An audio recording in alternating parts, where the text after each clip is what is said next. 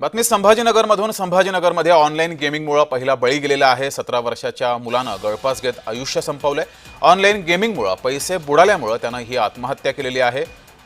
हा मुलगा online game खेळत होता, मात्र यामध्ये पैसे बुडाले आणि या नैराश्यातून त्यानं आत्महत्या केली आहे। संभाजीनगरमध्ये हा प्रकार घडलेला आहे। संभाजीनगरमध्ये ऑनलाईन गेमिंगमुळे हा पहिला बळी गेलाय। पैसे गमावल्यामुळे नैराश्य आलं आणि यातून या मुलानं आत्महत्या केली आहे।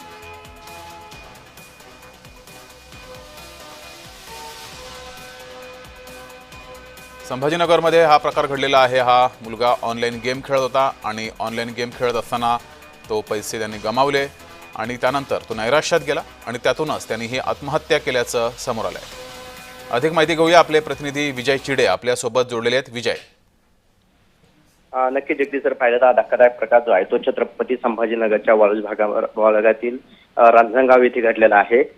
एका 17 वर्षीय तरुण जो आहे तो ऑनलाईन गेमिंगच्या नादामध्ये फसलेला होता। अनेक दिवसापासून ते ऑनलाईन गेम जे आहे ते खेळत होता।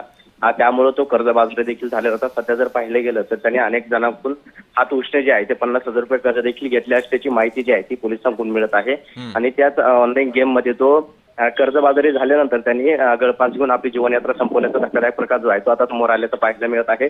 हा तरुण जो आहे तो मूळ बीड जिल्ह्यातला होता, मात्र तो मागील काही दिवसापासून छत्रपती संभाजीनगरच्या रांजणगाव भागामध्ये राहत होता। तर ओंकार सुधाकर चाळक असं या तरुणाचं नाव आहे आणि त्याने गळफास घेऊन आत्महत्या केलेली आहे। जी, मात्र विजय, हा नेमका कधीचा प्रकार आहे आणि या संदर्भात पोलिसांकडून आता अधिकची माहिती काय मिळाली आहे का? नक्की जगदीश जर पाहिलं तर हा प्रकार जो आहे तो काल रात्री सायंकाळी 8:30च्या दरम्यान ही घटना घडलेली आहे।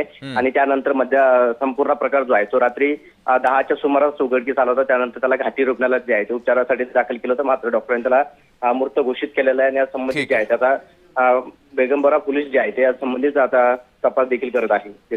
धन्यवाद विजय दिलेल्या माहितीबद्दल।